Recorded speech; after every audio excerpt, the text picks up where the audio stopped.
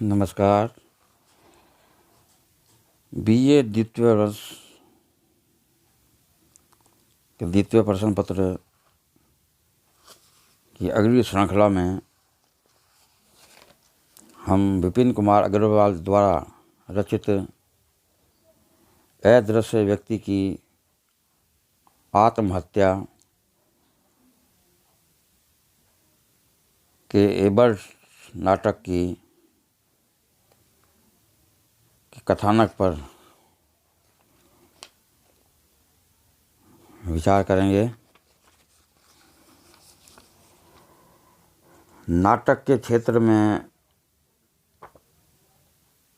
नवीनतम धारा है जिसे एब्सर्ड नाटक कहा जाता है, जिसका अर्थ है अर्थहीन, ऊल जलूल या बेहुदा। आज के सभ्य समाज में सभी ऐसी परिस्थितियों से घिरे हुए हैं जो बेकार है।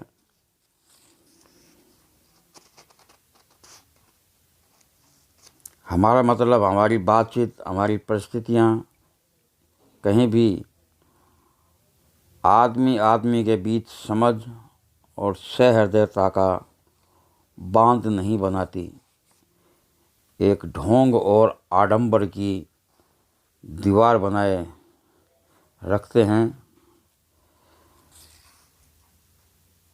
इसी ढोंग को बेनकाब करने का प्रयास लेखक का है।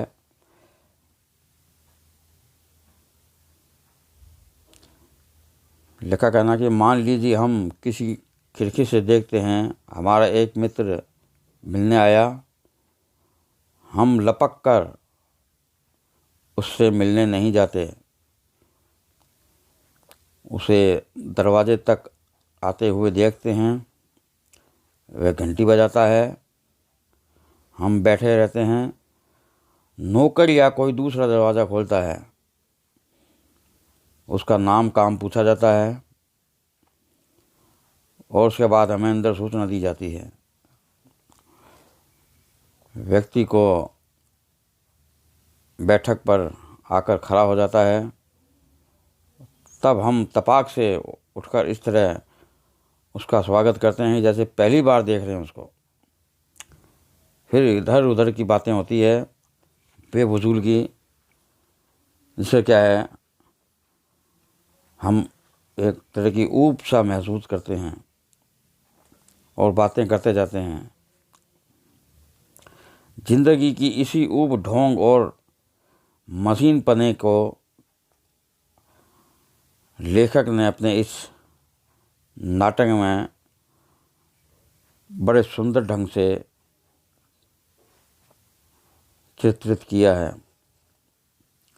मोती धीरज को उस समय तक नहीं पहचानता जब तक कि वह बाकायदा नहीं आता। इधर उधर शब्द को बार बार दोहराकर लेखक बताना चाहता है कि उनकी बातें एकदम बेकार, बेदम और बेमतलब की है।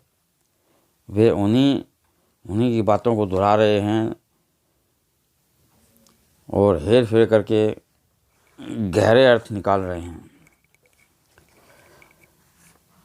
फिर हम आते हैं राम और सीता। यही नीरस तकल्लुफ़ फिर दोहराया जाता है।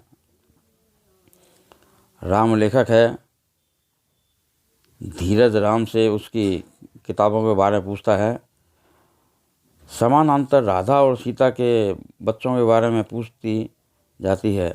नाटककार ने इन चारों की बातें ऐसे कौशल से रखी कि वे एक दूसरे को काटती नहीं है।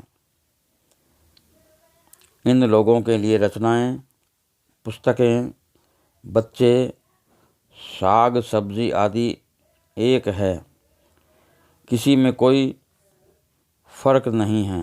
ढोंग और आगे बढ़ता है और हिंदी के हिमायती अंग्रेज़ी स्कूलों में बच्चे पढ़ाते हैं, अंग्रेज़ी अखबारों में लिखते हैं,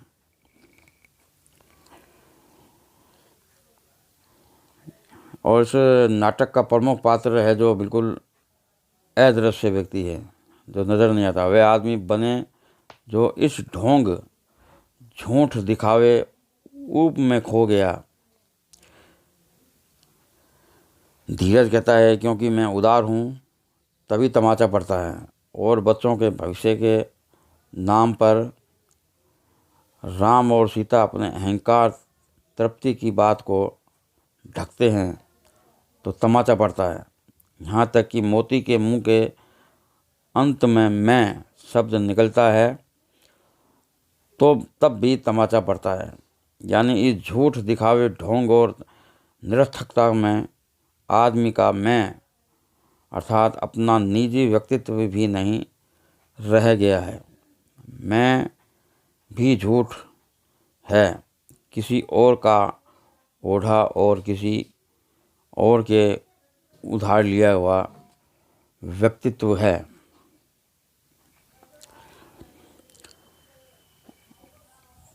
और यह सारी बेहुदा स्थिति जब राष्ट्र के स्तर पर फैला दी जाती है, झूठ अपने से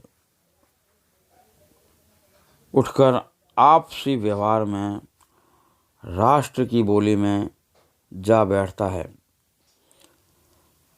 तो यह आत्मा का अपना सत्य खुद को चांटा मारकर आत्महत्या कर लेता है। ऊपर से उखड़ा, असंगत और उल जलूल लगने वाला यह एकांकी हिंदी के नवीनतम नाट्य लेखन का एक सशक्त उदाहरण है। बात को कितने गहरे, सार्थक और प्रतीकात्मक ढंग से कहा जाता है, यही इस नाटक की सफलता है। इकहरे, भावुकता और घटनाओं से भरे नाटकों की तुलना में यह कहीं अधिक नाटकीय, सार्थक और प्रभावशाली रचना है। इसकी गंभीरता क्लिष्ट शब्दों या झलकदार मोड़ों को नहीं, पूरी स्थिति के संकट की तलवेदी गंभीरता है।